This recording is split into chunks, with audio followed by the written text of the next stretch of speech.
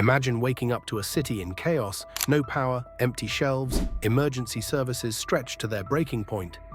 Sound like a movie? It's not. It's the future some UK cities are silently marching towards.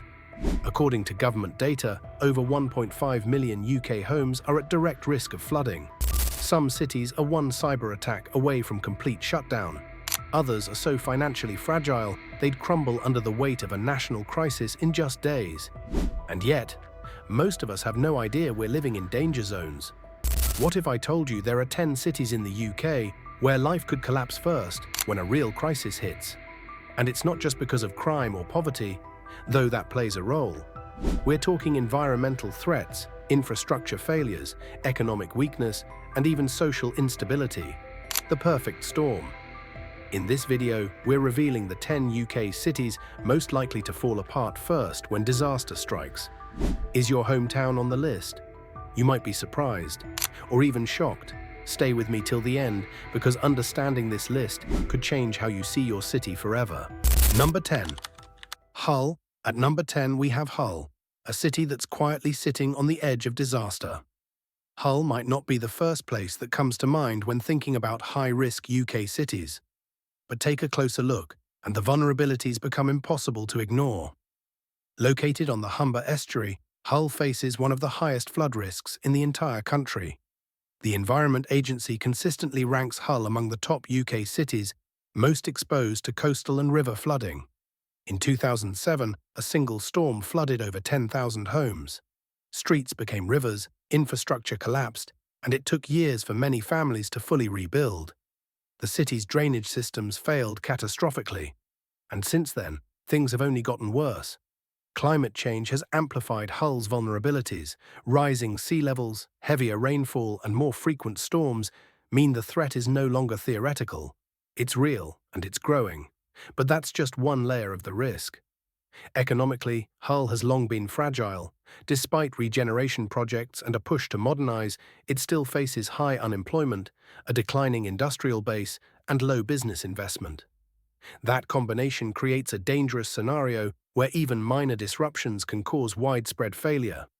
Public services are underfunded, infrastructure is aging, and the city lacks the resilience needed to bounce back from a major hit. Then there's geography. Hull is isolated, with limited transport links to the rest of the country. If national supply chains break down or roads flood, the city could be effectively cut off. So when we say Hull could be one of the first cities to fall in a crisis, we're not exaggerating. It's a city already stretched thin. One push is all it might take for things to spiral beyond control. Number 9. Blackpool. At number 9, we have Blackpool, a once thriving seaside resort that now hides some of the UK's most alarming vulnerabilities. Blackpool's decline over the decades has been both slow and severe. Once a bustling tourist hub, the city now grapples with some of the highest levels of deprivation in the country. Nearly 40% of its residents live in areas classed among the most deprived 10% in England. That kind of economic pressure doesn't just affect wallets. It impacts everything from public health to emergency readiness. Blackpool's health outcomes are among the worst in the UK, with high rates of chronic illness, addiction, and mental health issues.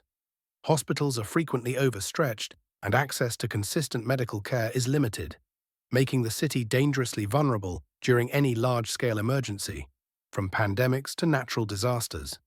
The housing situation is just as bleak. Many of Blackpool's residential areas are filled with low-quality, aging buildings that would be difficult to evacuate or protect in a crisis. Add to that poor infrastructure, limited transport links, and a growing aging population, and the picture becomes clear. Blackpool is a city at serious risk of collapse. Then there's social stability. High unemployment and a lack of opportunity have bred discontent and increased crime in certain neighbourhoods. In times of crisis, these stressors can escalate quickly, putting even more pressure on already fragile systems. Blackpool might not be underwater like Hull, but it's drowning in different ways: social, economic, and institutional. If you live in Blackpool or know someone who does, this isn't fear-mongering, it's a wake-up call. Is your city more prepared than Blackpool, or could it be even worse? Drop a comment below and let us know your thoughts. And don't forget to subscribe for more insights into the cities we live in and how to survive when things go wrong. Number 8. Bradford. Bradford is the kind of city that doesn't make the headlines often, but maybe it should. On the surface, it's busy, diverse, and full of energy. The market buzzes, the streets are alive, and the sense of community is real. But beneath that daily noise, there's tension, quiet, steady, and building. Bradford has one of the youngest populations in Europe, yet the job market doesn't reflect that energy. Youth unemployment remains stubbornly high. You've got a whole generation ready to build, but with nowhere to channel that drive. It creates a dangerous imbalance, idle hands, frustrated minds. Some parts of the city are among the most deprived in the UK, not just financially, but in access to healthcare, education, and housing. These aren't temporary glitches. They're long-term fractures that deepen during hard times. And it's not just numbers. Bradford carries a history of division, of unrest. While much progress has been made in bridging gaps, under the strain of a national crisis, those tensions could resurface fast. Public services here already operate under pressure. Health systems, emergency services, social support. They function, but barely. A shock to the system, and things could unravel quickly. Infrastructure-wise, aging roads, limited connectivity, and not nearly enough investment. Bradford's threat isn't one big explosive weakness. It's death by 1,000 cuts. The systems here are fraying. The people are resilient, but resilience has limits. If a crisis rolls across the UK, it won't necessarily hit the loudest, flashiest cities first. Sometimes it's the ones like Bradford, quiet, overburdened and overlooked, that fall hardest. It won't scream as it collapses. It will just stop working, one piece at a time. Number 7. Luton. Number 7 on our list is Luton, a town that often flies under the radar but is teetering on a knife's edge when it comes to crisis readiness. Luton is close to London, well connected, and home to one of the UK's major airports. On paper, that sounds like an advantage.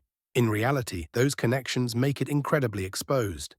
The town's population has ballooned over the last 2 decades, pushing housing, transport, and social services far beyond capacity. Overcrowding is one of Luton's most pressing problems. Multiple families often share single homes, putting enormous pressure on local infrastructure. In a crisis, be it a public health emergency or a disruption to utilities, this kind of density can rapidly become a flashpoint. Luton also suffers from high crime rates relative to its size. While many residents are hard-working and community-minded, the town has long struggled with gang-related violence, drug problems, and social tensions. These issues tend to intensify when resources are stretched thin and law enforcement becomes reactive instead of proactive. Economically, Luton is heavily reliant on the aviation industry. During the COVID-19 pandemic, the collapse in air travel devastated the local economy. Thousands lost jobs overnight, and recovery has been uneven. If another major shock, economic or otherwise, hits, Luton could be sent into freefall once again. Public trust in local institutions isn't particularly strong either. Protests, unrest, and low civic engagement have marked parts of Luton's recent past. In the event of a widespread crisis, maintaining cooperation and public order would be a serious challenge for authorities. It's easy to overlook Luton, but its mix of overcrowding, economic fragility, and social pressure make it one of the most vulnerable towns in the UK. One spark, and it could all collapse. Number 6. Newport. Coming in at number 6 is Newport, a city in South Wales that quietly holds a precarious position when it comes to surviving a nationwide crisis. Newport's challenges are both structural and geographical. Situated along the River Usk, the city faces significant flooding risk. It's not just a future threat, there have already been close calls.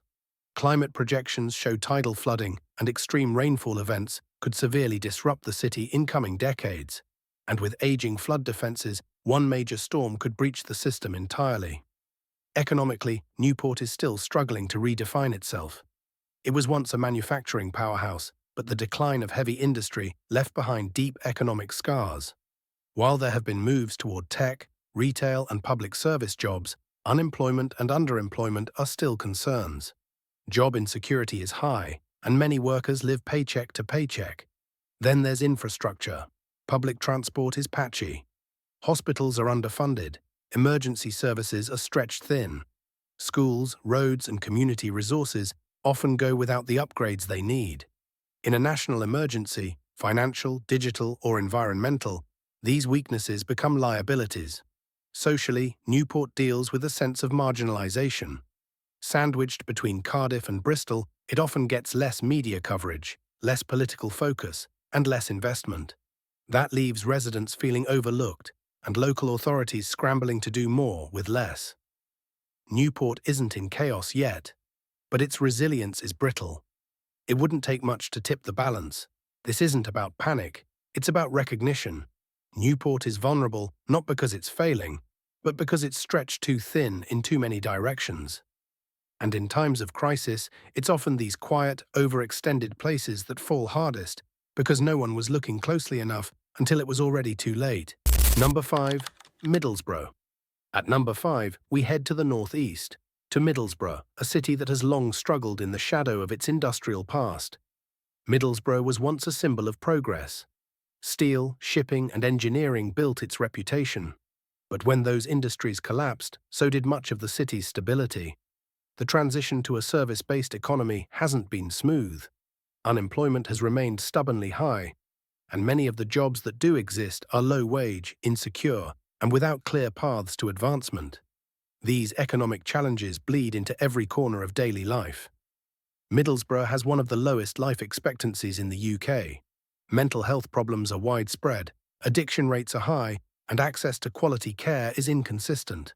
Public services are stretched thin, not just from demand, but from chronic underfunding. Infrastructure isn't faring much better. Housing quality is poor in many areas, with old buildings and limited options for repair or relocation. Entire communities feel left behind. The city centre has seen attempts at regeneration, but the gap between planning and progress remains wide. Public transport links are weak, limiting access to opportunity and reinforcing cycles of isolation. In the event of a national crisis, these weaknesses would be laid bare. When people are already struggling in normal times, even small disruptions can become catastrophic. Add a flood, a cyber attack, or economic meltdown, and the collapse could be fast and widespread. Then there's perception. Middlesbrough rarely features in national discussions. It's not seen as a priority. That invisibility increases its vulnerability, because what isn't seen isn't helped. Middlesbrough is not beyond saving, but it's vulnerable, economically strained, socially stressed, and politically sidelined. If disaster strikes, this is a city that could fall early and recover last. Number 4. Leicester. Number 4 on the list is Leicester, a city that holds both promise and peril in equal measure. Leicester is dynamic, culturally rich, and one of the most diverse cities in the UK. It's known for its resilience, especially during the pandemic when it endured some of the longest local lockdowns in the country. But that same event also revealed just how fragile the city's foundation really is. The economic engine here runs on low-paid, unstable work. Textiles, hospitality, and retail dominate large swathes of the job market. Behind closed doors, some smaller factories have come under scrutiny for operating in illegal or exploitative conditions. These issues aren't one-off scandals. They point to systemic vulnerabilities that worsen under pressure. Social inequality is deeply embedded. Certain neighbourhoods in Leicester rank among the most deprived in England. Access to healthcare is uneven, housing shortages are chronic, and youth opportunities are inconsistent. When disaster hits, the lack of equity becomes dangerous. Some recover, others fall behind completely. The city's infrastructure is another weak point. Public services are stretched, emergency resources are limited. Transport networks struggle with congestion and aging systems, which could hinder rapid response during an emergency. Community cohesion is also being tested. While Leicester has a proud record of multiculturalism, recent unrest between ethnic groups has highlighted simmering tensions. Crisis often magnifies division. And when stress levels spike, unity becomes harder to maintain. Leicester's vulnerability isn't rooted in one big flaw. It's the result of multiple stress points building over time. Most are hidden from the surface, but dangerously close to breaking through. When national crises hit, Survival won't come down to good PR or rich culture. It'll depend on the city's ability to face its buried weaknesses head-on. And right now, that path looks uncertain. Number 3. Birmingham. Number 3 is Birmingham, the UK's second largest city and, paradoxically, one of its most vulnerable. On the surface, Birmingham seems unstoppable. A major economic hub, a diverse population, cultural richness. But scale can be a double-edged sword. The same things that give Birmingham its power also make it exceptionally fragile in a national crisis. Start with size. Birmingham is vast, over 1 million residents spread across hundreds of neighborhoods. That sheer density means any disruption, from public health emergencies to power cuts, hits harder and spreads faster. Coordinating a response in a city this big is no small task, especially when vital systems are already strained. Then there's inequality. Birmingham has some of the highest child poverty rates in the UK. Entire boroughs struggle with unemployment, poor housing, and lack of access to essential services. Those imbalances widen during a crisis, leaving the most vulnerable even further behind. Infrastructure is under immense pressure. The transport system is congested. The healthcare system is often operating near capacity. Social housing is stretched thin. In a moment of national emergency, these cracks can split wide open, making recovery incredibly difficult. Cybersecurity is another risk. As one of the UK's tech and finance centres, Birmingham is a potential target for digital attacks. A major breach could paralyse everything from utilities to transport to financial services. Fast, social cohesion is mixed. While the city thrives on its multicultural identity, it also experiences tensions, particularly when resources are tight and trust in institutions begins to fade. Birmingham's downfall wouldn't come from one dramatic blow. It would be the collapse of many moving parts at once. Too many people, too much pressure, not enough resilience. For all its strengths, Birmingham is like a giant built on uneven ground. When the crisis hits, survival isn't guaranteed. Number 2. London. At number 2 is London, a global powerhouse, financial titan and the heart of the UK. But beneath the skyline and shiny skyscrapers lies a city dangerously close to breaking in a real crisis. London's strength is also its curse. Everything is concentrated here: government, finance, transport, media. If anything happens to London, cyber attack, blackout, civil unrest or terrorist strike, it ripples across the entire country. The capital is a single point of failure. Millions rely on the city's complex web of systems: trains, water, electricity, communication networks that are already under immense pressure. One critical breakdown, and it's not just disruption, it's paralysis. Logistics freeze. Daily life collapses. Then there's cost of living. London is one of the most expensive cities in the world. That means a huge portion of the population lives on the financial edge, despite working full-time. If a crisis disrupts income, food supply or housing, hundreds of thousands could be pushed into chaos in a matter of days. Social tension is a constant undercurrent. The wealth gap is staggering. Multi-million-pound penthouses a few streets from struggling council flats. During times of stress, those divisions explode. London has seen riots before, and the fault lines now run deeper than ever. There's also digital dependence. From transportation to banking, much of London runs on high-tech systems that could fail with a single coordinated cyber attack. If that happens, the city wouldn't just stumble, it could shut down. And let's not forget, London is always a target. It holds symbolic value, strategic value, political value. Many believe London is too big to fail, but when big cities fall, they fall hard, and they take everything down with them. And London? It's balanced on a razor's edge with no safety net in sight. Number 1. Manchester. At number 1, Manchester, a city brimming with energy, ambition and creativity, but also a city facing mounting threats that make it the most vulnerable on our list. Manchester is fast-growing. It's booming with development, new businesses, and a rising population. But growth without stability is a risky game. The city's infrastructure hasn't kept pace with its expansion. Roads are choked with traffic. Public services are stretched thin. And housing. Prices are soaring, but availability is lagging. Behind the energy lies a stark truth. Manchester has one of the highest violent crime rates in the UK. Knife crime, gang tensions, and drug-related violence are on the rise. In times of crisis, when law enforcement is pulled thin, these problems can escalate fast. Economically, Manchester is a tale of two cities. There's investment and innovation, but also deep inequality.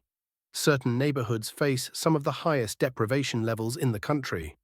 When the economy shakes, the impact here won't be evenly felt. The most vulnerable will be hit hardest and fastest. Social cohesion is also under strain. Community tensions have simmered quietly, occasionally boiling over during periods of stress. Add a crisis to the mix, like mass unemployment, power failures, or food shortages, and those divisions could widen into chaos. Manchester's importance also makes it a target. As a major transport and business hub, it's highly susceptible to disruptions in infrastructure, communications, or cyber systems. If a coordinated attack or natural disaster struck, it could paralyze northern England. The city is proud, and rightly so, but pride doesn't shield you from collapse. In fact, it can delay action until it's too late. Manchester has so much going for it.